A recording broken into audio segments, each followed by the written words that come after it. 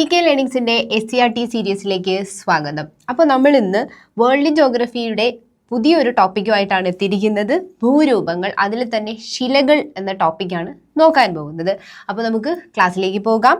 ശിലകൾ എന്ന് പറയുമ്പോൾ നമുക്ക് ആദ്യമേ എന്താണ് ശിലകളിലേക്ക് എത്താൻ പറ്റത്തില്ല. അപ്പോൾ എങ്ങനെയാണ് ശിലകൾ രൂപപ്പെട്ടത്, എങ്ങനെയാണ് ഭൂവൽക്കത്തിൽ അത് രൂപപ്പെട്ടിരിക്കുന്നത് എന്നുള്ളതിലേക്ക് നോക്കാം. അപ്പോൾ ആദ്യം നമുക്ക് എലമെൻസിലേക്കാണ് പോകേണ്ടത്. അതായത് നമ്മുടെ എർത്തിൻ്റെ ക്രസ്റ്റിൽ, അതായത് ഭൂവൽക്കത്തിൽ പ്രധാനമായിട്ടുമുള്ള എലമെൻസിനെ പറ്റിയാണ് നോക്കേണ്ടത്. അപ്പോൾ ഭൂവൽക്കത്തിലെ പ്രധാന മൂലകങ്ങൾ, അതിൽ തന്നെ 98% എത്രയാണ്? 98%, 98% ഉൾക്കൊണ്ടിരിക്കുന്നത് ഓക്സിജൻ. ഇപ്പോൾ സാധാരണയായിട്ട് PSCക്ക് ക്വസ്റ്റ്യൻ ചോദിക്കാറുണ്ട്, ഭൂവൽക്കത്തിൽ ഏറ്റവും കൂടുതലുള്ള എലമെന്റ്, ഭൂവൽക്കത്തിൽ ഏറ്റവും കൂടുതലുള്ള മൂലകം അതേതാണ്? ഏറ്റവും കൂടുതലായി കാണപ്പെടുന്ന മൂലകം എന്ന് പറയുന്നത് ഏതാണ്? ഓക്സിജൻ ആണ്. അപ്പൊ ഇതിന് തന്നെ 98% വരുമ്പോൾ ആദ്യത്തെ ഓക്സിജൻ പറഞ്ഞു, രണ്ടാമത്തെ സിലിക്കൺ പറഞ്ഞു, മൂന്നാമത്തെ അലൂമിനിയം, പിന്നെ ഏതാണ്? ഇരുമ്പ്, iron, calcium, sodium, potassium, magnesium, അങ്ങനെ 8 എലമെന്റ്സ് ആണ്. എത്രയാണ്? 8 എലമെന്റ്സ് ആണ്. 8 എലമെന്റ്സ് 98%. 8 എലമെന്റ്സ് 98% ഉണ്ട്. അപ്പം ഭൂവൽക്കത്തിൽ ഇതിൽ നിന്ന് തന്നെ നമുക്ക് മനസ്സിലാവും, ഭൂവൽക്കത്തിൽ ഏറ്റവും കൂടുതലുള്ള മൂലകം എന്ന് പറയുന്നത് ഓക്സിജൻ ആണ്. അപ്പോൾ ഇത് അങ്ങനെ ഒരു ഓർഡറിലോ അങ്ങനെ എന്തെങ്കിലും ചോദിക്കുകയാണെങ്കിൽ, ഇപ്പോൾ ഭൂവൽക്കത്തിൽ ഏറ്റവും കൂടുതലുള്ള രണ്ടാമത്തേത് അങ്ങനെയൊക്കെ വല്ലതും ചോദിക്കുകയാണെങ്കിൽ നമ്മൾ ജസ്റ്റ് ഒന്നൊരു ചെറിയൊരു കോഡിൽ, അതായത് എത്രയാണ് ഈ 8 എണ്ണം എന്നുള്ളത് ഓക്സിജൻ, അതായത് സിലിക്കണിന് നമ്മൾ SI എന്നാണ് എഴുതുന്നത്, അലൂമിനിയത്തിന് AL എന്നാണ് എഴുതുന്നത്, അയണിനെ എന്താണ്? FE എന്നാണ് എഴുതുന്നത്. അപ്പോൾ അലൂമിനിയം, അയൺ, പിന്നെ എന്താണ്?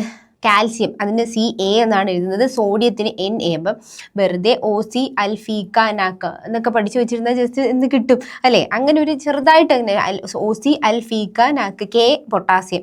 അപ്പോൾ ആ ഒരു ഇതിൽ ജസ്റ്റ് അൽഫീക്ക നാക്ക് എന്ന് പറഞ്ഞ് ജസ്റ്റ് ഒന്ന് ഇപ്പോൾ ഓർമ്മിക്കാൻ അത് പാടാണെങ്കിൽ മറന്നേക്കൂ, അത് അങ്ങനെ ഒന്ന് ഓർത്ത് വെച്ചിരിക്കാം. അപ്പോൾ ഇത് 98%. അങ്ങനെയാണെങ്കിൽ ഇവ കൂടാതെ ഇനി ഒരു 2%, ഒരു 2% വരുന്നുണ്ട്. അതെന്താണെന്ന് നോക്കാം. ഇവ കൂടാതെ titanium, hydrogen, phosphorus, manganese, sulphur, carbon, nickel തുടങ്ങിയ മറ്റ് മൂലകങ്ങൾ എന്ത് ചെയ്തിട്ടുണ്ട്? അടങ്ങിയിരിക്കുന്നുണ്ട്. അപ്പോൾ ഭൂവൽക്കത്തിൽ എങ്ങനെയാണ് മൂലകങ്ങൾ, അതിൽ 98% ഏതൊക്കെയാണ്, ബാക്കി 2% ഏതൊക്കെയാണെന്നാണ് നമ്മളിവിടെ നോക്കിയിരിക്കുന്നത്. അപ്പോൾ ഇതിൻ്റെ എത്ര പെർസെൻറ്റേജ് ആണ് ഭൂവൽക്കത്തിലുള്ളത് എന്നുള്ളത് നോക്കാം. ഓക്സിജൻ ആണെങ്കിൽ 46.6%, അതായത് 47 എത്തിയിട്ടില്ല, 46.6% ആണ് ഓക്സിജൻ വരുന്നത്. സിലിക്കൺ ആണെങ്കിൽ 27.72% ആണ് സിലിക്കൺ വരുന്നത്. ഇനി അലൂമിനിയം ആണെങ്കിൽ 8.13% ആണ്. എത്രയാണ്? 8.13%. അയൺ ആണെങ്കിലോ അത് 5% ആണ്. കാൽസ്യം ആണെങ്കിൽ 3.63% ആണ്. 3.63%. സോഡിയം ആണെങ്കിൽ 2.83% ആണ്. പൊട്ടാസ്യം ആണെങ്കിൽ 2.59%. മഗ്നീഷ്യം ആണെങ്കിൽ 2.09%. മറ്റുള്ളവയെല്ലാം കൂടിയാണ് 1.41% എന്ന് പറയുന്നത്. അപ്പോൾ ഇതിൽ ക്വസ്റ്റ്യൻ ഏറ്റവും കൂടുതൽ വരാൻ ചാൻസ് ഉള്ളത് ഓക്സിജൻ എത്രയാണെന്നുള്ളതാണ്. ഓക്സിജൻ 46.6% ആണ്. എത്രയാണ്? 46.6% ഇതിൽ വരുന്നത്, ഓക്സിജൻ്റെ പെർസെൻറ്റേജ് വരുന്നത്. അപ്പോൾ നമ്മൾ അതിൻ്റെ പെർസെൻറ്റേജ് ഒക്കെ നോക്കി. അപ്പോൾ നമ്മൾ ഇപ്പോൾ പറഞ്ഞത് എന്താണ്? ഇപ്പോൾ പറഞ്ഞത് നമ്മൾ എലമെൻസിനെ പറ്റിയാണ് പറഞ്ഞത്. ഇനി എന്താണ് മിനറൽസ്, എന്താണ് ധാതുക്കൾ എന്നുള്ളത് നോക്കാം. അതായത് പ്രത്യേകമായി നിയതമായിട്ടുള്ള ഒരു അറ്റോമിക് സ്ട്രക്ചറും ഒരു കെമിക്കൽ സ്ട്രക്ചറും ഉള്ള, അത് ഭൗതിക സവിശേഷതകൾ ആയിട്ടുള്ള, അതായത് ഭൗതികമായിട്ടുള്ള ഫിസിക്കൽ ക്യാരക്ടേഴ്സ് ഉള്ള, പ്രകൃതിയാ കാണപ്പെടുന്ന നാച്ചുറലി ഒക്കറിങ് ആയിട്ടുള്ള, ഓർഗാനിക്കോ ഇനോർഗാനിക്കോ ആയിട്ടുള്ള സബ്സ്റ്റൻസുകളാണ് നമ്മൾ എന്തെന്ന് പറയുന്നത്? ധാതുക്കൾ എന്ന് പറയുന്നത്. അതായത് നിയതമായ അറ്റോമിക് ഘടനയും രാസഘടനയും ഭൗതിക സവിശേഷതകളുമുള്ള, പ്രകൃതിയാ കാണപ്പെടുന്ന ജൈവ, അതായത് ഓർഗാനിക് ഇനോർഗാനിക് ആയിട്ടുള്ള പദാർത്ഥങ്ങളാണ് മിനറൽസ് എന്നാണ്. അപ്പോൾ ധാതു, നമ്മൾ ഖനനം എന്നൊക്കെ നമ്മൾ കേട്ടിട്ടുണ്ട്, മിനറൽ എക്സ്പ്ലോറേഷൻ എന്നൊക്കെ കേട്ടിട്ടുണ്ട്. അപ്പോൾ എന്താണ് മിനറൽസ് എന്നുള്ളതാണ് നമ്മൾ ഇവിടെ പഠിച്ചത്. ഇനി ഇവയിൽ ഇപ്പോൾ ഒരു മിനറൽ എടുത്തു കഴിഞ്ഞാൽ നമ്മൾ ആദ്യം എലമെന്റ്സ് പറഞ്ഞു. അപ്പോൾ ഒരു മിനറൽ എടുത്തു കഴിഞ്ഞ് കഴിഞ്ഞാൽ ആ മിനറലിൽ 1 2, അതായത് ഒന്നോ അതിലധികമോ, അതായത് രണ്ടോ അതിലധികമോ അങ്ങനെയൊക്കെ എന്തുണ്ടാവാറുണ്ട്, മൂലകങ്ങൾ എലമെന്റ്സ് ഉണ്ട്. അപ്പൊ രണ്ടോ അതിലധികമോ മൂലകങ്ങൾ എലമെന്റ്സ് ചേർന്നിട്ട് മേ ബി എന്ത് ഉണ്ടാക്കാറുണ്ട്, മിനറൽസ് അതായത് ധാതുക്കൾ ഉണ്ടാകാറുണ്ട്. ഇനി ഇതല്ല, ചിലപ്പോൾ ഒരു എലമെന്റിന് ഒറ്റയ്ക്ക് നിന്ന് പറ്റത്തില്ലേ, ഒരു എലമെന്റ് ഒറ്റയ്ക്ക് നിന്നാലും അത് എന്തായിട്ട് മാറും, ഒരു മിനറൽ ആയിട്ട് മാറും. അങ്ങനെയുള്ളതാണ് നമ്മുടെ ഏതെന്നൊക്കെ പറയുന്നത് വെള്ളി, അല്ലെങ്കിൽ ഇപ്പോൾ ഏറ്റവും വില കൂടി കിടക്കുന്ന സ്വർണം, ഗ്രാഫൈറ്റ്, ഗന്ധകം, ഇതൊക്കെ എങ്ങനെയാണ് ഒരു മൂലകം ഏത് എലമെന്റ്സ് മാത്രമായിട്ടുള്ള മിനറലാണ്. അപ്പൊ അതാണ് മിനറൽസ് എന്ന് പറയുന്നത്. അപ്പൊ എന്താണ് എലമെന്റ്സ് എന്ന് പറഞ്ഞു, മിനറൽസിലേക്കാണ്. ഇനി ഇതിൽ തന്നെ ഇഷ്ടംപോലെ മിനറൽസ്, അതായത് 2000-ഓളം എന്തുണ്ട് മിനറൽസ്, ധാതുക്കൾ നമ്മുടെ എവിടെയുണ്ട്, എർത്തിന്റെ ക്രസ്റ്റിൽ, ഭൂവൽക്കത്തിലുണ്ട്. അപ്പൊ ഇത് സാധാരണയായിട്ട് കാണപ്പെടുന്നുണ്ട്. അപ്പൊ ധാതുക്കൾ പ്രധാനമായിട്ടും 6 ധാതു വിഭാഗങ്ങളിലാണ് ഉൾപ്പെടുന്നത്, 6 ധാതു വിഭാഗങ്ങളിൽ ഉൾപ്പെടുന്നത്. ഈ 6 എണ്ണത്തിനെയാണ് പ്രധാനമായിട്ട്, ഇത് 2000-ഓളം ഉണ്ട് എങ്കിലും ഈ 2000-ഓളം ധാതുക്കൾ ഭൂവൽക്കത്തിലുണ്ടെങ്കിലും സാധാരണയായി കാണപ്പെടുന്ന ധാതുക്കൾ പ്രധാനപ്പെട്ട 6 ധാതു വിഭാഗങ്ങളിലാണ്. പിന്നെ ഈ പ്രധാനപ്പെട്ട ഇവയെ എന്തെന്ന് പറയും, ശിലാരൂപീകരണ ധാതുക്കൾ എന്ന് പറയാറുണ്ട്. എന്താണ് റോക്ക് ഫോമിംഗ് മിനറൽസ് എന്നാണ് പറയുന്നത്. ശിലാരൂപീകരണ ധാതുക്കൾ, റോക്ക് ഫോം ചെയ്യാനായിട്ട് ഹെൽപ്പ് ചെയ്യുന്ന കുറെ മിനറൽസ് ഉണ്ട്. അപ്പൊ അതിനെയാണ് പ്രധാനമായിട്ടുള്ള ഈ 6 2000-ഓളം ഉണ്ട് എങ്കിൽ തന്നെയും അതിൽ പ്രധാനമായിട്ടും 6 എണ്ണമുള്ള ഈ 6 എണ്ണത്തിന് എന്തെന്ന് പറയും, റോക്ക് ഫോമിംഗ് മിനറൽസ് അല്ലെങ്കിൽ ശിലാരൂപീകരണ ധാതുക്കൾ എന്നാണ് പറയുന്നത്. ഇനി ഇവയുടെയൊക്കെ എന്താണ് ഉത്ഭവം അല്ലെങ്കിൽ അതിൻ്റെ പ്രധാന സോഴ്സ് എന്ന് പറയുന്നത് നമ്മുടെ ഭൗമ അന്തർഭാഗത്തെ മാഗ്മയാണ്. അപ്പോൾ എർത്തിൻ്റെ ഇൻറ്റീരിയർ പഠിച്ചപ്പോഴും നമ്മൾ എക്സ്റ്റനോസ്ഫിയർ ഒക്കെ പഠിച്ചിട്ടുണ്ടായിരുന്നു. അപ്പോൾ അവിടെ നിന്നാണ് നമ്മുടെ മാഗ്മ അല്ലെങ്കിൽ ഉരുകി ആ രൂപത്തിലുള്ള ഇതിൽ കിട്ടുന്നത്. അപ്പോൾ അതാണ് പുറത്ത് വരുമ്പോൾ മാഗ്മ ആവുന്നതെന്നൊക്കെ നമ്മൾ പറഞ്ഞിട്ടുണ്ട്. അപ്പോൾ ഈ മാഗ്മയിൽ നിന്നാണ് എല്ലാ തരത്തിലുള്ള ധാതുക്കളും ഉത്ഭവിക്കുന്നത്. അപ്പോൾ മാഗ്മ അങ്ങനെ ചുട്ടുപഴുത്ത് കിടക്കുന്ന ഭൂമിയുടെ ഉള്ളിൽ നിന്ന് മാഗ്മ പുറത്തു വന്നു, ലാവയായിട്ട് പുറത്തു വന്നു. എന്നിട്ട് അത് എന്ത് ചെയ്യുന്നുണ്ട്, മാഗ്മ തണുക്കും. ഇങ്ങനെ തണുക്കുമ്പോൾ, കൂൾ ചെയ്യുമ്പോൾ ധാതുക്കളുടെ പരലുകൾ ധാതുക്കളുടെ മിനറൽസിന്റെ പരലുകളായിട്ട് പ്രത്യക്ഷപ്പെടാറുണ്ട്. അപ്പൊ മാഗ്മ ശിലയായി മാറുമ്പോൾ വിവിധ ധാതുക്കൾ രൂപം കൊള്ളുകയും ചെയ്യുന്നു. അപ്പൊ മാഗ്മ എന്തായിട്ട് മാറുവാണ്, മാഗ്മ ശിലയായിട്ട് മാറണം. അപ്പൊ നമ്മുടെ ഈ ടോപ്പിക്ക് ശിലയിലേക്ക് നമ്മൾ ഇവിടെ എത്തി നിൽക്കുവാണ്. ആദ്യം നമ്മുടെ എന്ത് വരുന്നുണ്ട്, എലമെന്റ്സ് വരുന്നുണ്ട്. എലമെന്റ്സ് രണ്ടോ അതിലധികമോ മേ ബി ഒരു ഒറ്റ സിംഗിൾ എലമെന്റ് ആയിട്ട് എന്ത് വരുന്നുണ്ട്, ധാതുക്കൾ മിനറൽസ് വരുന്നുണ്ട്. പിന്നെ ഈ മാഗ്മ തണുക്കുമ്പോൾ എന്ത് ചെയ്യും, മിനറൽസിന്റെ പരലുകൾ പ്രത്യക്ഷപ്പെടുകയും മാഗ്മ ശിലയായിട്ട് മാറുമ്പോൾ വിവിധ ധാതുക്കൾ രൂപം കൊള്ളുകയും ചെയ്യുന്നുണ്ട് കേട്ടോ. അപ്പൊ അത് ശിലയായിട്ട് മാറുകയാണ് ചെയ്യുന്നത്. ഇനി ഇതിൽ തന്നെ നമുക്ക് പ്രധാനപ്പെട്ട ധാതുക്കൾ, അതായത് പ്രധാനപ്പെട്ട മിനറൽസ് ഉണ്ട്. ഒന്നെന്ന് പറയുന്നത് ഇതാണ് ഫെൽസ്പാർ, രണ്ടാമത്തേത് കോഡ്സ്, പൈറോക്സിൻ, ആംബിബോൾ, മൈക്ക, ഒലീവിൻ. ഓക്കെ, അപ്പൊ ഇതിനെ നമ്മുടെ എന്തുകൂടെ നോക്കാം, ഈ പ്രധാനപ്പെട്ട ധാതുക്കളുടെ നമുക്ക് എന്ത് ചെയ്യാം, പിക്ചറും കൂടെ ഒന്ന് നോക്കിയേക്കാം. ഓക്കെ, പ്രധാനപ്പെട്ട ധാതുക്കളുടെ പിക്ചർ നോക്കിക്കേ, ഫെൽസ്പാർ, കോഡ്സ്, പൈറോക്സിൻ, ആംബിബോൾ, അഫ്രം കേട്ടോ, മൈക്ക, അതുപോലെ ഒലീവിൻ, ഇതൊക്കെയാണ് നമ്മുടെ പ്രധാനപ്പെട്ട ആയിട്ടുള്ള മിനറൽസ് ഏതെന്നാണ്, പ്രധാനപ്പെട്ട ധാതുക്കൾ ഏതാണെന്നാണ് നോക്കിയത്. അപ്പൊ നമ്മുടെ പ്രധാന ടോപ്പിക്കിലായിട്ടുള്ള റോക്സ്, ശിലകളിലേക്ക് എത്തിയിരിക്കുകയാണ്. ഇനി ഭൂവൽക്കം പ്രധാനമായിട്ടും അറിയാം നമുക്ക്. ഭൂവൽക്കം അതായത് ക്രസ്റ്റ് എന്ന് പറയുന്നത് ഒരു സോളിഡ് ആയിട്ടുള്ള ഡെലിക്കേറ്റ് ആയിട്ടുള്ള സാധനമാണെന്നൊക്കെ നമുക്കറിയാം, നമ്മൾ പഠിച്ചിട്ടുണ്ടായിരുന്നു. അപ്പൊ ഭൂവൽക്കം പ്രധാനമായിട്ടും ശിലകളായിട്ടാണ് നിർമ്മിതമായിരിക്കുന്നത്. എന്താണ്, റോക്സ് കൊണ്ടാണ് ഉണ്ടാക്കിയിരിക്കുന്നത്. അപ്പൊ ഒന്നോ അതിലധികമോ ധാതുക്കളുടെ മിശ്രിതം ചേർന്നുണ്ടാക്കുന്നതാണ് ഏതെന്ന് പറയുന്നത്, ശിലകൾ എന്ന് പറയുന്നത്. അപ്പൊ നമ്മുടെ ആ ഒരു ഫ്ലോ ഒന്ന് ഓർത്ത് നോക്കിക്കേ. ആ ഫ്ലോയിലാണെങ്കിൽ ആദ്യം നമ്മൾ എന്ത് പറഞ്ഞു, എലമെന്റ്സ് പറഞ്ഞു അല്ലെ, എലമെന്റ്സ് പറഞ്ഞു. ഇനി ഈ എലമെന്റ്സിൽ നിന്നാണ് എന്തുണ്ടാക്കിയിരിക്കുന്നത്, മിനറൽസ് എന്ന് പറയുന്നത്. അതായത് രണ്ടോ, അത് ചിലപ്പോൾ 2 ആവാം, ചിലപ്പോൾ ഇപ്പം നമ്മുടെ ഗോൾഡ് പോലെയുള്ളതാണെങ്കിൽ ഒരു സിംഗിൾ എലമെന്റ് മതി, അത് മിനറൽസ് ആയി. ഇനി ഈ മിനറൽസ് എന്ന് പറയുന്നതിന്റെ, അതായത് ഒന്നോ അതിലധികമോ ധാതുക്കളുടെ മിക്സ്ചറാണ് എന്തെന്ന് പറയുന്നത്. ഈ മിനറൽസ് ചേർന്നിട്ടാണ് പിന്നെ എന്താവുന്നത്, ശിലകൾ. എന്താണ് ശിലകൾ, റോക്സ് ഫോം ചെയ്തിരിക്കുന്നത്. അപ്പൊ നമ്മൾ റോക്സിലെത്തി നിൽക്കുകയാണ്. ഇനി ഈ റോക്സിന് എന്ന് പറയുന്നത് പ്രധാനപ്പെട്ട കുറേ സവിശേഷതകൾ, കുറെ പെക്യുലാരിറ്റീസ് ഉണ്ട് ഈ ശിലകളെ സംബന്ധിച്ച്. അപ്പൊ എന്തൊക്കെയാണ് ആ പെക്യുലാരിറ്റീസ് എന്ന് നോക്കാം. ഇതിന് പ്രത്യേകമായിട്ട് ഹാർഡിനെസ് ഉണ്ട്, നല്ല കട്ടിയുള്ളതാണ്, അത് നമുക്ക് അറിയാവുന്നത് തന്നെയാണ്. അപ്പൊ ശിലകൾക്ക് വ്യത്യസ്തമായിട്ടുള്ള ഹാർഡിനെസ് ഉണ്ട്. ഇനി ചില ശിലകൾ വളരെ ഉറപ്പുള്ളതും ചിലത് മൃദുവായവയായിരിക്കും, അതായത് ചിലത് വളരെ കട്ടിയുള്ളതായിരിക്കും, എന്നാൽ ചില റോക്സ് വളരെ സോഫ്റ്റ് ആയിട്ടുള്ളതും ആയിരിക്കും. ഇനി ഇതിൽ തന്നെ ഫിക്സഡ് ആയിട്ടുള്ള മിനറൽ കോമ്പോസിഷൻ എന്ന് പറയുന്നത്, ശിലകൾക്ക് നിശ്ചിത ധാതുഘടന എന്ന് പറയുന്നത് ഇല്ല. ഇനി അടുത്തതെന്ന് പറഞ്ഞു കഴിഞ്ഞാൽ എന്താണ്, അതായത് നിറത്തിലും ഘടനയിലും ശിലകൾ തമ്മിൽ വ്യത്യാസമുണ്ട്. ഇപ്പൊ പല ശിലകൾ പല റോക്സും തമ്മിൽ കളറിലാണെങ്കിലും ഇപ്പൊ അതിന്റെ എന്താണ് ഘടനയിലും സ്ട്രക്ചറിലാണെങ്കിലും എന്തുണ്ട് വ്യത്യാസം. പല റോക്സും തമ്മിൽ സ്ട്രക്ചറിലും കളറിലും തമ്മിൽ തന്നെ വ്യത്യാസം കാണപ്പെടുന്നുണ്ട്. ഇനി ഇതിന്റെയൊക്കെ നമ്മുടെ എക്സാമ്പിൾസ് നോക്കുവാണെങ്കിൽ ഗ്രാനൈറ്റ് അല്ലെ, നമ്മൾ പല വീടുകളിലും ഒക്കെ നമ്മൾ തറയിൽ ഇടാറുണ്ട്. അതാണ് ഗ്രാനൈറ്റ് എന്ന് പറഞ്ഞാൽ ഉയർന്ന ദൃഢതയുള്ള വളരെ ഉറപ്പുള്ള ശിലയാണ്. ഗ്യാബ്രോ കൃഷ്ണശില എന്ന് പറയുന്നത്, അതായത് കറുത്ത നിറമുള്ള, അതായത് അതിന്റെ കളറിൽ വ്യത്യാസം വരുന്നുണ്ട്. ദൃഢതയുള്ള ഒരു ഉയർന്ന ദൃഢതയുള്ളതാണ് ഗ്രാനൈറ്റ് എന്ന് പറയുന്നത്. കളറിൽ തന്നെ എന്താണ് കറുത്ത ശിലയാണ് ഗ്യാബ്രോ എന്ന് പറയുന്നത്. ഇനി ക്വാർട്സൈറ്റ് എന്ന് പറഞ്ഞാൽ വെളുത്ത നിറമാണ്. അപ്പൊ നിറത്തിലും ഘടനയിലും ശിലകൾ തമ്മിൽ എന്തുണ്ട് വ്യത്യാസമുണ്ട്. അപ്പൊ ഈ പറഞ്ഞ റോക്സുകൾ തമ്മിൽ തന്നെ നിറത്തിലാണെങ്കിലും കളറിലാണെങ്കിലും സ്ട്രക്ചറിലാണെങ്കിലും ഒക്കെ എന്തുണ്ട് വ്യത്യാസം നമുക്ക് കാണാൻ പറ്റും. അപ്പൊ അതാണ് നമ്മൾ ശിലകളുടെ എന്താണ് പെക്യുലാരിറ്റീസും ഇതൊക്കെ നോക്കി. ഇനി ഭൂവൽക്കത്തിന്റെ ശിലകളിൽ ഏറ്റവും വ്യാപകമായി കാണപ്പെടുന്ന ധാതുക്കൾ എന്ന് പറയുന്നത് ഫെൽസ്പാറും ക്വാർട്സുമാണ്. വ്യാപകമായിട്ട് കാണപ്പെടുന്നത് ഏതാണ്? ഈ ശിലകളിൽ ഏറ്റവും വ്യാപകമായിട്ട് വരുന്നത് ഫെൽസ്പാർ കോഴ്സുമാണ്. ഓക്കെ, ഇനി ഇതിനെക്കുറിച്ചൊരു പഠനം, ഇപ്പൊ നമ്മൾ എന്ത് പഠിക്കുമ്പോഴും അതിന്റെ പഠനം പറയാറുണ്ടല്ലേ.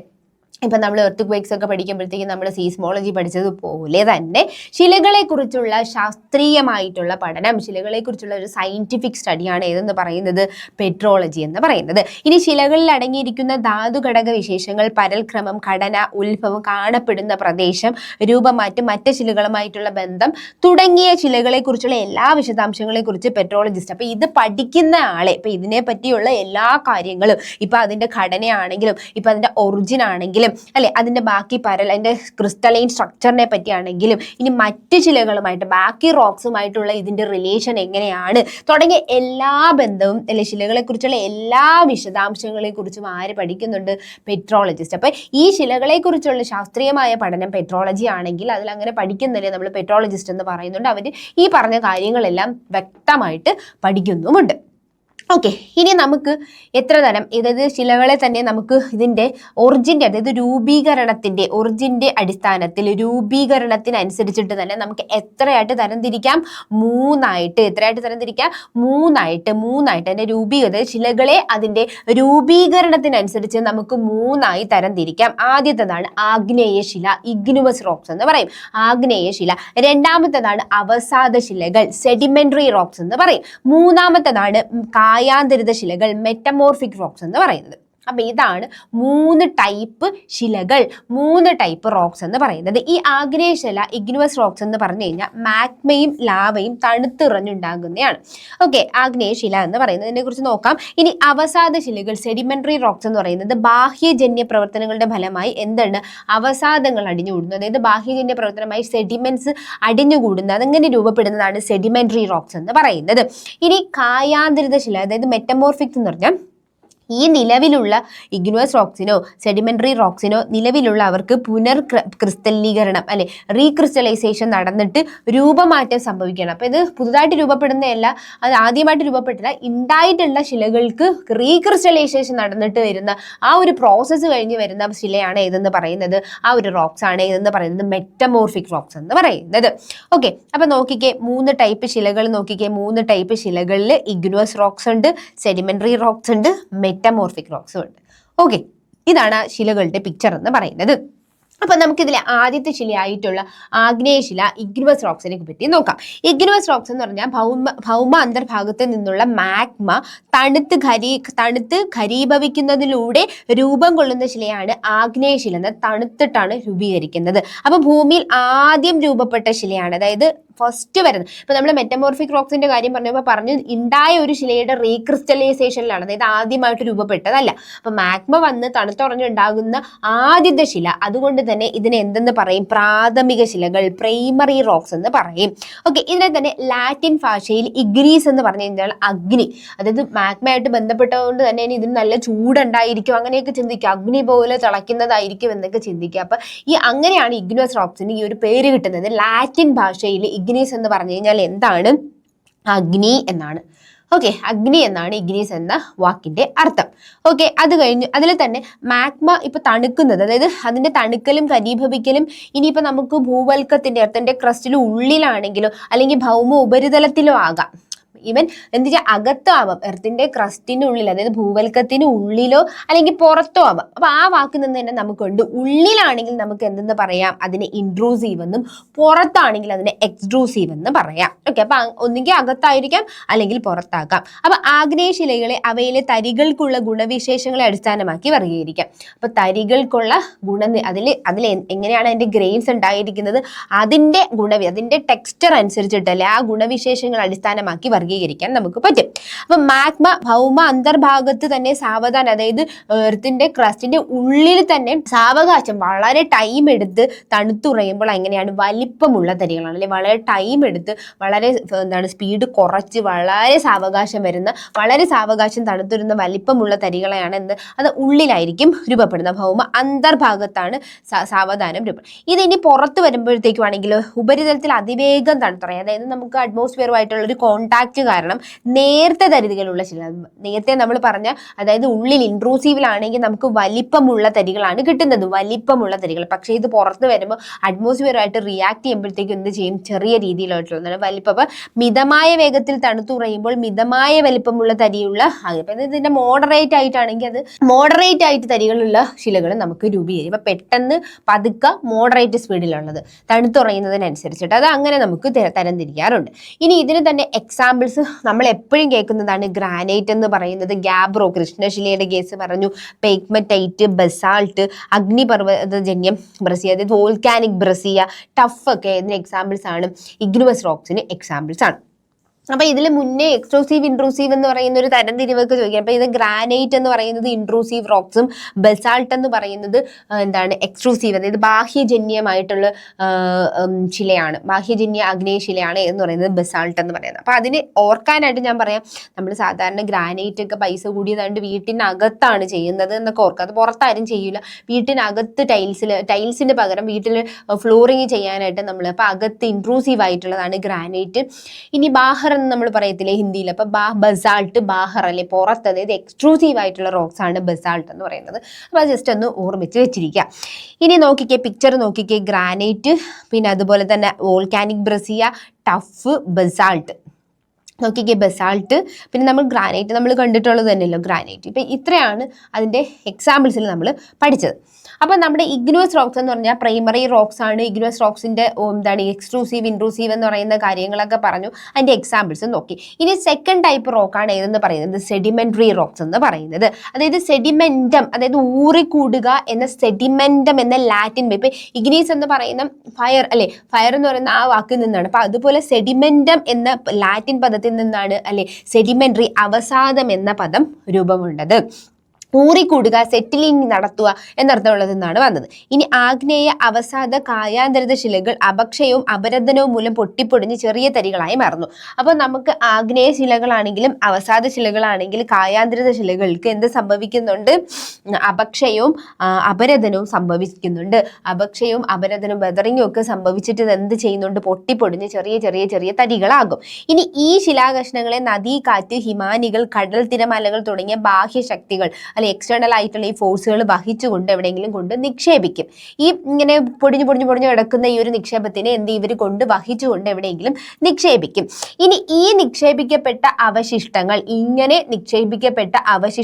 തിങ്ങിച്ചേർന്നിട്ട്, അതായത് ഇങ്ങനെ കുറെ ആകുമ്പോൾ ഇവ തമ്മിൽ എന്ത് ചെയ്യും, ഇങ്ങനെ ഒരു കോമ്പാക്റ്റ് ആവും. അങ്ങനെ ഒരു കോമ്പാക്റ്റ് അതായത് കട്ടി പിടിക്കുന്നുണ്ട്. ഇതിലൂടെ ശിലകൾ രൂപപ്പെടുന്ന പ്രക്രിയയാണ് ദൃഢീകരണം, ലിത്തിഫിക്കേഷൻ എന്ന് പറയുന്നത്.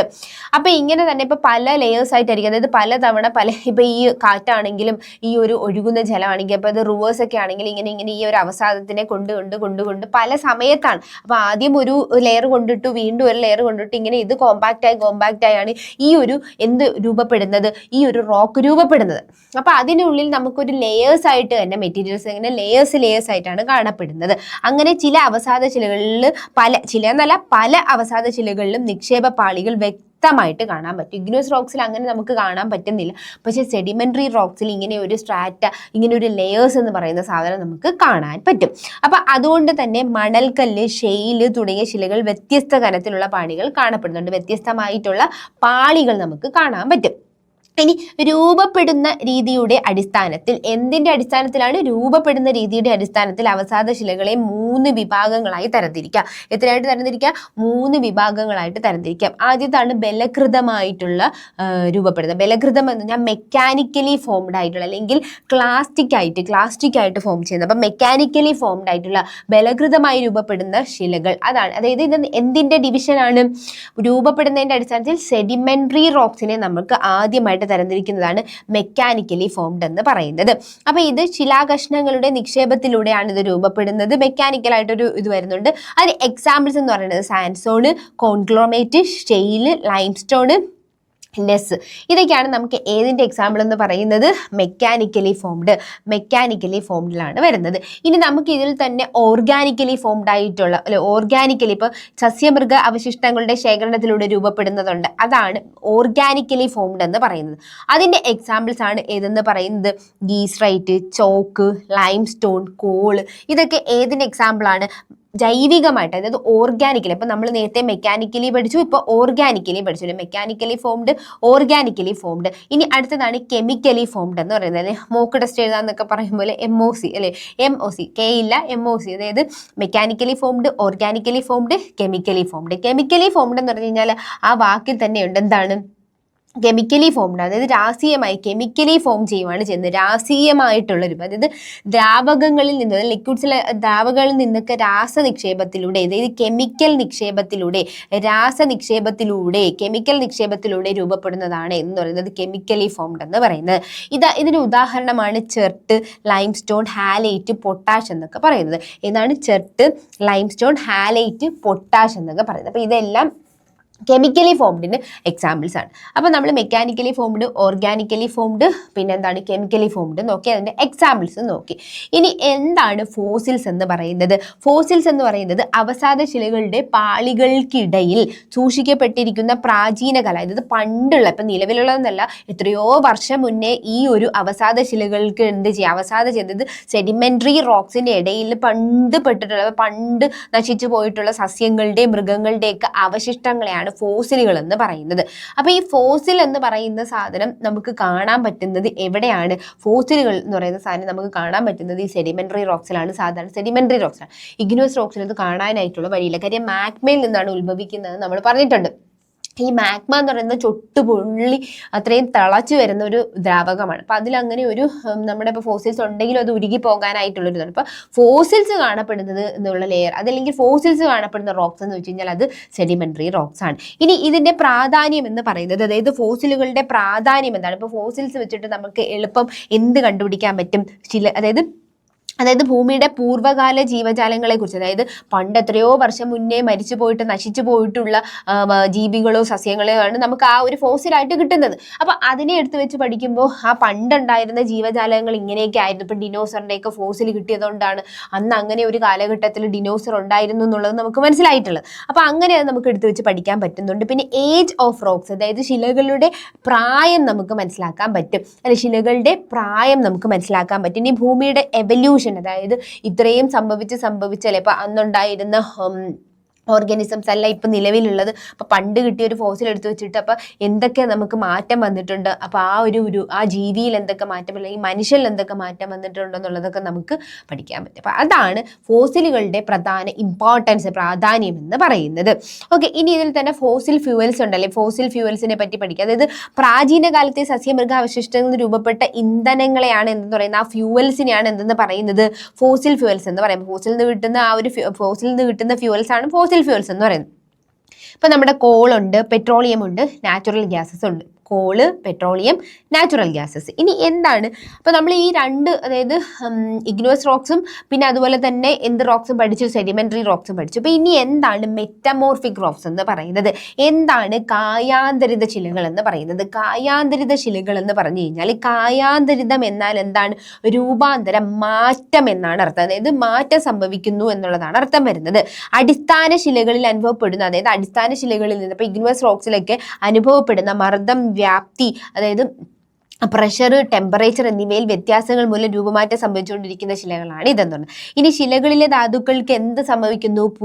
പുനഃപരലീകരണത്തിന്, അതായത് റീക്രിസ്റ്റലൈസേഷനും പിന്നെ പുനർസംഘാടനത്തിന് വിധേയമാകുന്ന പ്രക്രിയയാണ് എന്ന് പറയുന്നത് മെറ്റമോർഫിസം എന്ന്. ഇപ്പൊ റീക്രിസ്റ്റലൈസേഷനും റീസ്ട്രക്ചറിങ്ങും ഒക്കെ നടന്നതിന് ശേഷം, അതായത് മുന്നേ ഉണ്ടായിരുന്ന ഓൾറെഡി ഒരു ശിലയുണ്ട്, ഒരു പ്രാഥമിക ശില കാണും, ആ ശിലയിൽ എന്ത് സംഭവിക്കുവാണ്? റീക്രിസ്റ്റലൈസേഷനും ഒക്കെ നടന്നതിന് ശേഷം ഉള്ള, അപ്പൊ അങ്ങനെ നടക്കുന്ന ആ ഒരു പ്രക്രിയയാണ് നമ്മൾ മെറ്റമോർഫിസം, കായാന്തരീകരണം എന്ന് പറയുന്നത്.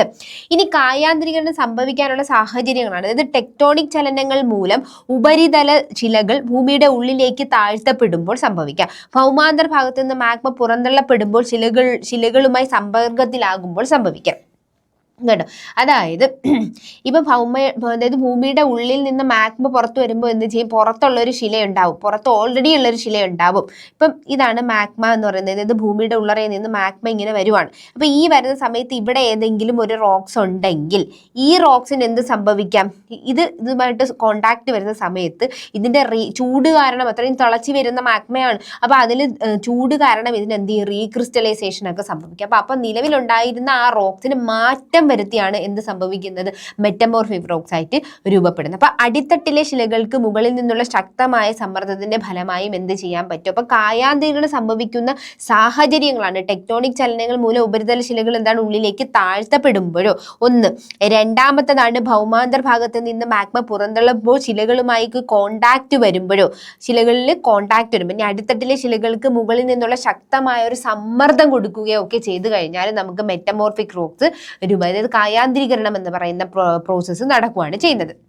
ഇനി ഈ കായാന്തരീകരണത്തിന്റെ തന്നെ നമുക്ക് ഡൈനാമിക് മെറ്റമോർഫിസം എന്നും തെർമൽ മെറ്റമോർഫിസം എന്നും വരുത്താം. ഈ ബലതന്ത്ര കായാന്തരീകരണം, താപീയ കായാന്തരം, തെർമൽ എന്ന് പറഞ്ഞു കഴിഞ്ഞാൽ താപീയമായിട്ടുള്ള, ബലതന്ത്രം ഡൈനാമിക് ആണ് ബലതന്ത്ര കായാന്തരീകരണം എന്ന് പറയുന്നത്. അപ്പൊ എന്താണ് ഡൈനാമിക് മെറ്റമോർഫിസം? ശക്തമായ മർദ്ദം മൂലം സംഭവിക്കുകയാണ്, ശക്തമായ മർദ്ദം, പ്രഷർ മൂലം സാരമായ രാസമാറ്റങ്ങൾ ഉണ്ടാകാതെ ശിലകളിലെ ധാതുക്കൾ പൊട്ടിയും ഞെരിഞ്ഞും പുനരീകരിക്കപ്പെടുന്നതാണ് എന്ന് പറയുന്നത്.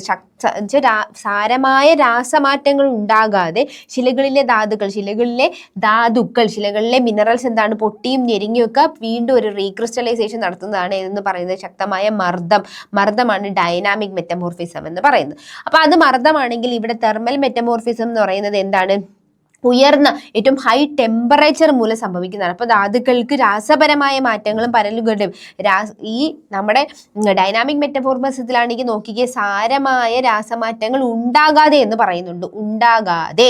അപ്പോൾ ഉണ്ടാകുന്നുണ്ട് ഏതില്? നമ്മുടെ താപീയ കായാന്തരീകരണത്തിൽ ഉണ്ടാകുന്നുണ്ട്. ധാതുക്കൾക്ക് രാസപരമായ മാറ്റങ്ങളും പരലുകളുടെ പുനർക്രമീകരണവും ഉണ്ടാകുന്നുണ്ട്. അതാണ് നമ്മുടെ എന്ന് പറയുന്നത് തെർമൽ മെറ്റമോർഫിസം എന്ന്. ഈ തെർമൽ മെറ്റമോർഫിസത്തിന് തന്നെ, അതായത് താപീയ കായാന്തരീകരണത്തിന് നമുക്ക് കോണ്ടാക്ട് മെറ്റമോർഫിസം, അതായത് സമ്പർക്ക കായാന്തരീകരണം എന്നും അതുപോലെ റീജിയണൽ മെറ്റമോർഫിസം, പ്രാദേശിക കായാന്തരീകരണം രണ്ടായിട്ട് തരംതിരിക്കാൻ പറ്റും. എങ്ങനെയാണ്? തെർമൽ മെറ്റമോർഫിസത്തിനെ തന്നെ കോണ്ടാക്ട് മെറ്റമോർഫിസം എന്നും റീജിയണൽ മെറ്റമോർഫിസം എന്നും തരംതിരിക്കാൻ പറ്റും. ഇനി എന്താണ് സമ്പർക്ക കായാന്തരീകരണം, അതായത് കോണ്ടാക്ട് മെറ്റമോർഫിസം എന്ന് പറയുന്നത് എന്താണെന്ന് നോക്കാം. അതായത് സമ്പർക്ക കായാന്തരീകരണം, മാഗ്മയും ലാവയും ശിലകളുമായി സമ്പർക്കത്തിലാകുമ്പോൾ, മാഗ്മയും ലാവയും പുറത്തു വരുമ്പോൾ സമ്പർക്കത്തിൽ, അതായത് കോണ്ടാക്റ്റിൽ, ഞാൻ നേരത്തെ പിക്ചർ വരച്ചത് കാണിച്ചതില്ലേ, ഇപ്പൊ പുറത്തു വരുമ്പോൾ ഈ വെളിയിലുള്ള ഏതെങ്കിലും ശിലകളിൽ എന്തെങ്കിലും സമ്പർക്കത്തിലാകുമ്പോൾ ഉയർന്ന ഊഷ്മാവിന്റെ ഫലം ശിലകളിലെ പദാർത്ഥങ്ങളും അതിലടങ്ങിയിരിക്കുന്ന പലരുകളും എന്ത് ചെയ്യുന്നുണ്ട്? പുനർക്രമീകരിക്കപ്പെടുന്നുണ്ട്. ഭയങ്കര ടെമ്പറേച്ചർ ആണ്, അപ്പൊ അത് പുനർക്രമീകരിക്കപ്പെടുന്നു. ചില അവസരങ്ങളിൽ മാഗ്മയിൽ നിന്നോ ലാവയിൽ നിന്നോ ഉണ്ടാകുന്ന പുതിയ ഘടകങ്ങൾക്ക് ശിലകളോട് കൂടിച്ചേരാറുണ്ട്. ചില അവസരങ്ങൾ എന്ത് ചെയ്യുന്നുണ്ട്? മാഗ്മയിൽ നിന്നോ ലാവയിൽ നിന്നോ ഉണ്ടാകുന്ന പുതിയ ഘടകങ്ങളും എന്ത് ചെയ്യുന്നുണ്ട്? ആ നിലവിലുണ്ടായിരുന്ന ശിലയിലേക്ക് കൂടിച്ചേരാറുമുണ്ട്. അങ്ങനെ ചില അവസരങ്ങളും ഉണ്ടാകാറുണ്ട്. ഇനി എന്താണ് പ്രാദേശിക കായാന്തരീകരണം? അപ്പൊ നമ്മൾ കോണ്ടാക്ട് നോക്കി. ഇനി എന്താണ് റീജിയണൽ മെറ്റമോർഫിസം എന്ന് വെച്ച് കഴിഞ്ഞാൽ ടെക്ടോണിക് ചലനത്തിന്റെ ഫലമായോ ഉയർന്ന താപത്തിന്റെയോ മർദ്ദത്തിന്റെയോ ഇവയുടെ രണ്ടിന്റെയും കൂടെ ഫലമായോ ശിലകൾ എന്ത് ചെയ്യുന്നുണ്ട്? പുനർപരലീകരണം, റീക്രിസ്റ്റലൈസേഷന് വിധേയമാവുകയാണ് ചെയ്യുന്നത്. ടെക്ടോണിക് ചലനത്തിന്റെ ഫലമായിട്ടോ ഉയർന്ന ടെമ്പറേച്ചറോ പ്രഷറോ കാരണം ശിലകൾക്ക് എന്ത് ചെയ്യുന്നു? റീക്രിസ്റ്റലൈസേഷൻ നടക്കുന്നതാണ് ഏതെന്ന് പറയുന്ന പ്രാദേശിക കായാന്തരീകരണം എന്ന് പറയുന്നത്. അപ്പൊ ഇതിന്റെ ഫലമായി ശിലകളിലെ ധാതുക്കൾ പാളികളായിട്ട് ക്രമീകരിക്കുന്നത്. ഇതിനെ അടരുകൾ, അതായത് ഫോളിയേഷൻ അല്ലെങ്കിൽ രേഖീകരണം എന്നാണ് പറയുന്നത്. അപ്പൊ ഇതിന്റെ ഫലമായിട്ട് ശിലകളിൽ എന്താണ്? ധാതുക്കൾ, മിനറൽസ് എങ്ങനെയാണ്? പാളികളായിട്ടാണ് കാണപ്പെടുന്നത്. അപ്പൊ ഇതിന് ഫോളിയേഷൻ, അടരുകളാകൽ എന്നും അല്ലെങ്കിൽ രേഖീകരണം എന്നാണ് ഇതിനെ എന്ത് വിളിക്കുന്നത്, ഫോളിയേഷൻ അല്ലെങ്കിൽ ലീനിയേഷൻ എന്നാണ് ഇതിനെ വിളിക്കുന്നത്.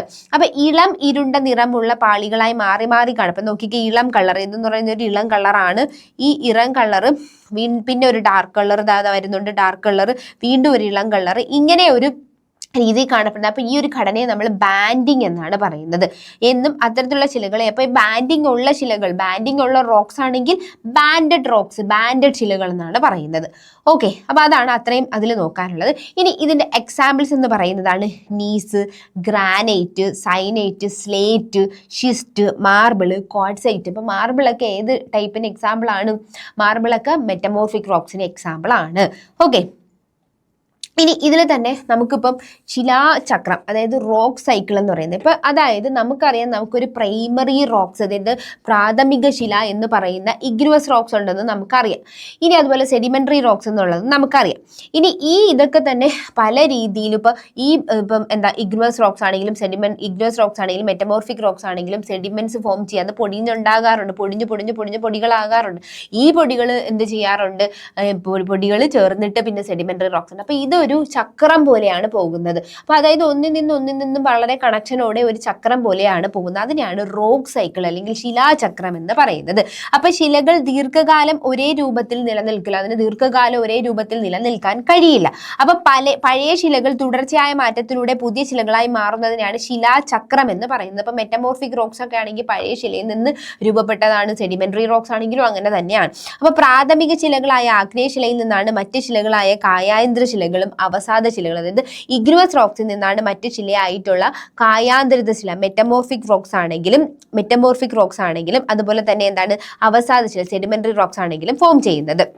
ഓക്കെ, അപ്പൊ ഈ നമുക്ക് എന്താണ് ഈ ഒരു റോക്ക് സൈക്കിളിൽ അവർ കൊടുത്തിരിക്കുന്നതെന്ന് നോക്കാം. റോക്ക് സൈക്കിളിൽ നമുക്ക് മാഗ്മയാണ് ഇതിന്റെ ഉത്ഭവം എന്നറിയാം, ഭൂമിയുടെ ഉൾഭാഗത്ത് നിന്ന് വരുന്ന മാഗ്മ. ഇതിന് കൂളിങ്ങും ക്രിസ്റ്റലൈസേഷനും സംഭവിച്ച് കൂളിങ്ങും റീക്രിസ്റ്റലൈസേഷനും സംഭവിച്ച് എന്തുണ്ടാകുന്നു? പ്രാഥമിക ശിലയായിട്ടുള്ള ആഗ്നേയശില ഇഗ്നുവസ് റോക്സ് ആണ് രൂപീകരിക്കപ്പെടുന്നത്. ഇനി ഈ ഇഗ്നുവസ് റോക്സ് നമുക്ക് പറഞ്ഞിട്ടുണ്ടായിരുന്ന അപക്ഷയവും അപരദനവും സംഭവിക്കാം എന്ന് പറഞ്ഞു അല്ലെ. അപക്ഷയവും അപരദനവും, അതായത് നമ്മുടെ വെതറിങ്ങും ഇറോക്ഷനും ഒക്കെ സംഭവിക്കുന്നു എന്ന് നമ്മൾ പറഞ്ഞിട്ടുണ്ടായിരുന്നു. ഇത് സംഭവിച്ചിട്ട് സെഡിമെന്റ്സ് രൂപീകരിക്കപ്പെടുന്നുണ്ട്. അതുപോലെ തന്നെ നോക്കിക്കേ, ഈ മെറ്റമോർഫിക് റോക്സിന് വേണമെങ്കിൽ വെതറിങ്ങും ഇറോഷനും സംഭവിച്ചുകൂടെ? സെഡിമെന്ററി റോക്സിന് തന്നെ വീണ്ടും എന്ത് ചെയ്യാം? വെതറിങ്ങും ഇറോഷനും നടക്കാം. അങ്ങനെ ഈ സെഡിമെന്റ്സിൽ നിന്ന് എന്ത് രൂപീകരിക്കപ്പെടുന്നുണ്ട്? Sedimentary rocks രൂപീകരിക്കപ്പെടുന്നു. ഈ സെഡിമെന്ററി റോക്സിനും അതുപോലെ ഇഗ്നുവസ് റോക്സിനും വേണമെങ്കിൽ ടെമ്പറേച്ചർ പ്രഷർ വ്യത്യാസം വന്നുകൊണ്ട് നമുക്ക് മെറ്റമോർഫിക് റോക്സ് ക്രിയേറ്റ് ചെയ്യും. മെറ്റമോർഫിക് റോക്സ് മെൽറ്റ് ചെയ്ത് കഴിഞ്ഞാൽ എന്താവാം? മാഗ്മ ആവാം. സെഡിമെന്ററി റോക്സ് മെൽറ്റ് ചെയ്താലും ഇഗ്നുവസ് റോക്സ് മെൽറ്റ് ചെയ്താലും നമുക്ക് മാഗ്മ കിട്ടുന്നുണ്ട്. അപ്പോൾ ഇതെല്ലാം ഇങ്ങനെ ഒരു സൈക്ലിക് ആയിട്ട്, അല്ലെ ഒന്നിൽ നിന്ന് തുടങ്ങി ഒന്നിലേക്കും അങ്ങനെ ഒരു സൈക്ലിക് ആയിട്ടുള്ള ഇതിലാണ് ഇത് പൊക്കിക്കൊണ്ടിരിക്കുന്നത്. അപ്പോൾ ശിലകളുടെ രൂപീകരണം എന്ന് പറയുന്നത് ഈ ഒരു റോക്ക് സൈക്കിളിൽ കൂടെ നമുക്ക് മനസ്സിലാവും. ഇത്രയാണ് ആ റോക്ക് സൈക്കിളിൽ കാര്യമായിട്ട് കൊടുത്തിരിക്കുന്നത്. അപ്പോൾ ശിലകൾ എന്ന് പറയുമ്പോൾ നമുക്ക് ആദ്യമേ ശിലകളിലേക്ക് ഡയറക്റ്റ് വരാൻ പറ്റത്തില്ല. എന്താണ് എലമെന്റ്സ് എന്ന് പറഞ്ഞു അല്ലെ. ആ എലമെന്റ്സ് അതായത് ഭൂവൽക്കത്തിൽ, അതായത് ക്രസ്റ്റിൽ എങ്ങനെയാണ് എലമെന്റ്സ്, അതിൽ ഏറ്റവും കൂടുതൽ വരുന്ന എലമെന്റ് ഏതാണ്? ഏറ്റവും കൂടുതൽ വരുന്ന എലമെന്റ് എന്ന് പറയുന്നത് ഓക്സിജൻ ആണ് എന്നൊക്കെ നമ്മൾ പറഞ്ഞു അല്ലെ. 46.6% ഒക്കെ നമ്മൾ പറഞ്ഞു. അപ്പൊ ആ ഓക്സിജൻ എന്ന് പറയുന്ന എലമെന്റ് ഓക്കെ, ഒരുപാട് എലമെന്റ്സ് ഉണ്ട്. ഈ എലമെന്റ്സിൽ തന്നെ ചിലപ്പോൾ രണ്ടോ അതിലധികമോ എലമെന്റ്സ് ചേർന്നിട്ട് മേ ബി ചിലപ്പോൾ ഒരു എലമെന്റ് ആണെങ്കിലും ഒരു എലമെന്റ് ആണെങ്കിലും നമുക്ക് ധാതുക്കൾ, മിനറൽസ് എന്ന് പറയാം. ഇപ്പം നമ്മുടെ ഇപ്പം ഗോൾഡ് ആണെങ്കിലും സിൽവർ ആണെങ്കിലും ഒക്കെ നമുക്കത് ഒരു എലമെന്റേ ഉള്ളൂ അല്ലെ. ഗോൾഡ് എന്ന AU എന്ന് പറയുന്ന രീതിയിൽ നമുക്കല്ലേ ആ ഒരു എലമെന്റ് മാത്രമേ ഉള്ളൂ. അപ്പം അങ്ങനെ രൂപീകരിക്കപ്പെടാം. ചിലപ്പോൾ രണ്ടോ അതിലധികമോ എലമെന്റ്സ് ചേർന്നിട്ട് നമുക്ക് മിനറൽസ് കിട്ടുന്നു. ഈ ഇതിനെ തന്നെ രണ്ടോ അധികം മിനറൽസ് ഒക്കെ ചേർന്നിട്ടാണ് പിന്നെ നമുക്ക് എന്താണ് റോക്സ് ഫോം ചെയ്യുന്നത്. അപ്പോൾ റോക്സ് എത്ര തരത്തിലുണ്ടായിരുന്നു അല്ലെ, അതിൻ്റെയൊക്കെ ഡിവിഷൻസ് നമ്മൾ പഠിച്ചു. പിന്നെ ഈ റോക്സ് ഒക്കെ തന്നെ ഇപ്പോൾ ആ പഴയ രൂപത്തിൽ തന്നെ എപ്പോഴും അതെന്ത് ചെയ്യുന്നില്ല, നിലനിന്ന് പോകുന്നില്ല. അതിന് മാറ്റങ്ങൾ സംഭവിക്കുന്നുണ്ട്. ആ മാറ്റങ്ങൾ പഠിച്ചു. അപ്പോൾ ഒരു റോക്സിൽ നിന്ന് തന്നെ മറ്റൊരു റോക്സ്, ആ റോക്സിൽ നിന്ന് തന്നെ വേറൊരു റോക്സ് ഇങ്ങനെ രൂപീകരിക്കപ്പെടാറുണ്ട്. അപ്പോൾ അങ്ങനെയുള്ള ആ ഒരു സർക്കിളിനെയാണ് അല്ലെങ്കിൽ ആ ഒരു സൈക്ലിക്ക് ഇതിനെയാണ് റോക്ക് സൈക്കിൾ എന്ന് പറയുന്നത്. അപ്പോൾ അതും നമ്മൾ നോക്കിക്കഴിഞ്ഞു. അപ്പോൾ ശിലകൾ എന്ന് പറയുന്ന ഈ ടോപ്പിക്കിൽ അത് പ്രധാനമായിട്ടും പല കാര്യങ്ങളും നമ്മൾ പഠിച്ചിട്ടുണ്ട്. ഓരോ പോയിന്റും ശ്രദ്ധിച്ച് പഠിക്കുക.